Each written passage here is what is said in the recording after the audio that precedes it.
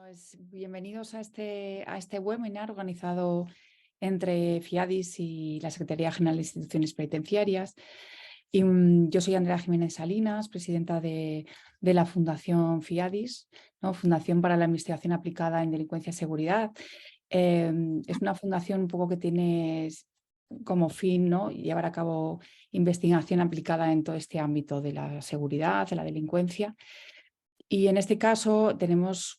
tenemos el honor de presentar los resultados de un estudio realizado en conjunto, como ya digo, que sin la participación de la Secretaría General hubiera sido imposible, ¿no? En una materia que consideramos de extrema relevancia, ¿no?, que es todo lo que son las víctimas de violencia de género y en este caso, pues estas víctimas en prisión, ¿no?, que de alguna manera están en una condena, condenadas en prisión, pero de alguna manera han sufrido y han sido víctimas de violencia de género, ¿no? Contextualización de la importancia realmente que tiene este estudio para la mujer en prisión.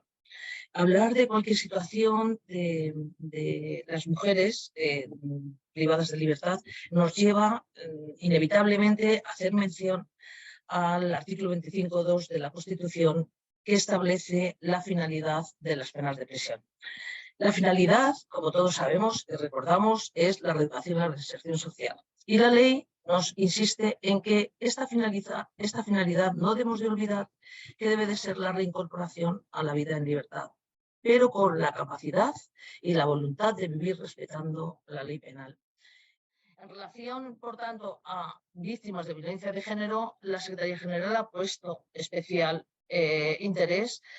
puesto que diversas investigaciones revelan que más del 50% de las mujeres presas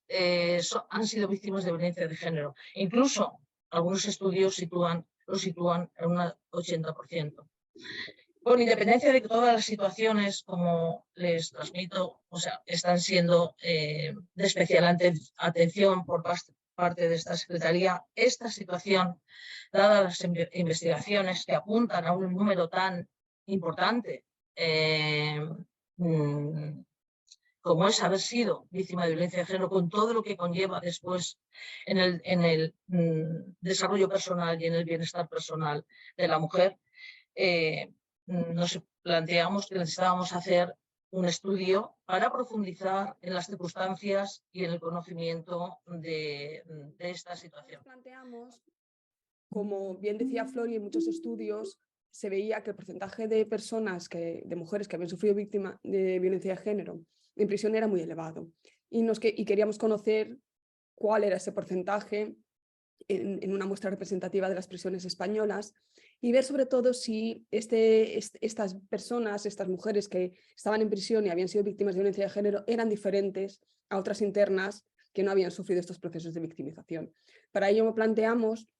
un estudio empírico y gracias a la colaboración entre instituciones penitenciarias, como bien ha dicho Andrea, ¿no?, y Flori, y la Fundación FIADIS. Por lo tanto, nos planteamos dos grandes objetivos en este estudio. El primero era analizar las características y también los factores de riesgo de vulnerabilidad, incidiendo sobre todo en el consumo de sustancias, en el trastorno mental que tienen las mujeres que han sido víctimas de violencia de género en prisión, cuando las comparamos con otras mujeres que también están en prisión, pero que no han sufrido estos procesos de victimización. ¿De cara a qué? Pues lo que nosotros queremos conocer es un poco cómo viven estos, durante su estancia en prisión, el acceso a los tratamientos, si hay algún tipo de carencia o barrera de acceso. Queremos saber cómo reciben esas intervenciones, si hay a lo mejor de cara luego a proponer recomendaciones para mejorarlas o adaptarlas a su perfil. Y también el tema de si hay dificultades de adherencia y si han sufrido algún tipo de discriminación, sobre todo respecto a lo que ellas viven comparándose con los hombres que están en prisión. En prisión atienden a más victimizaciones y sobre todo las mujeres víctimas, como vemos en esta tabla, son las que en mayor porcentaje acumulan más factores de riesgo.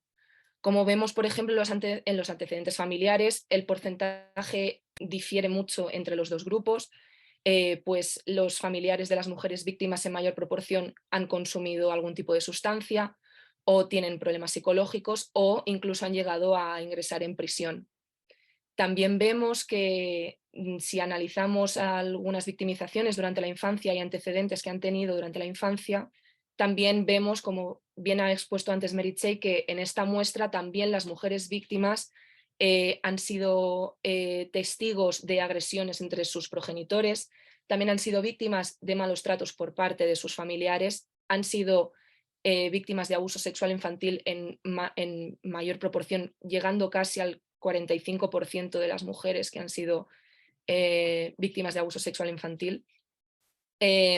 También la situación de las mujeres víctimas en casa suele ser más desfavorecida en el sentido de que sus progenitores en un mayor porcentaje están en situación de desempleo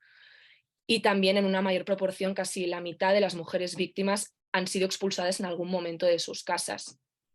Y por último, como se ha expuesto anteriormente, el consumo de sustancias también está presente en más del 75% de las mujeres víctimas. En cambio, cuando lo comparamos con el grupo de mujeres que no son víctimas, apenas llega al 35%. En primer lugar, ya me imagino que habéis visto ese porcentaje tan elevado, ¿no?, de mujeres en prisión que han sufrido violencia de género. En nuestra muestra es casi el 73%. No llegamos al 80% que plantean algunos estudios, pero es mucho más del 50% que la mayoría de ellos plantean. Casi el 40% de las mujeres se siente que este paso por prisión puede afectarles en el futuro cuando vuelvan a la comunidad, se sienten más prejuzgadas, ¿no? No es lo mismo haber cometido un delito siendo hombre que siendo mujer y todavía tenemos esos estereotipos de género. La institución penitenciaria se está dando un impulso a lo que es la introducción de la perspectiva de género con la intención de propiciar que hombres y mujeres tengan los mismos derechos y las mismas oportunidades dentro de la institución y puedan realizar los programas en igualdad de condiciones y trabajar también las causas relacionadas con sus tipos delictivos. Entonces,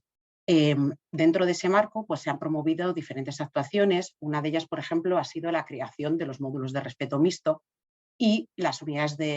terapéuticas mixtas, donde conviven hombres y mujeres, en el caso de los módulos de respeto, en un ambiente de un mejor clima que también favorece su reeducación y su reinserción, y en el caso de las unidades terapéuticas mixtas, pues para trabajar el tema de la drogodependencia. Pero el foco en este caso, nosotras ahora no lo queremos poner en la mujer desde un punto de vista como delincuente, sino lo queremos poner en la mujer desde un punto de vista como víctima,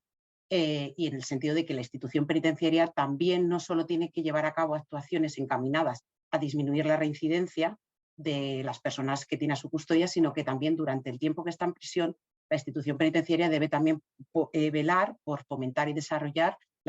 la salud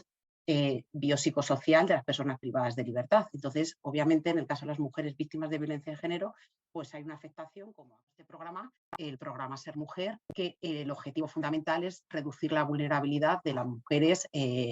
privadas de libertad.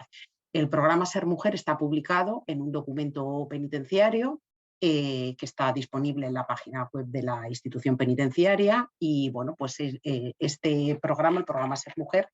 se desarrolló por un equipo de profesionales tanto penitenciarios como externos y bueno, pues como digo, ya tiene una trayectoria consolidada dentro de la institución porque lleva ya muchos años aplicándose. Una unidad también donde se trabaja la prevención con la idea de que ellas conozcan cuáles son los recursos que cuentan en el exterior en el caso de que sean víctimas de violencia de género,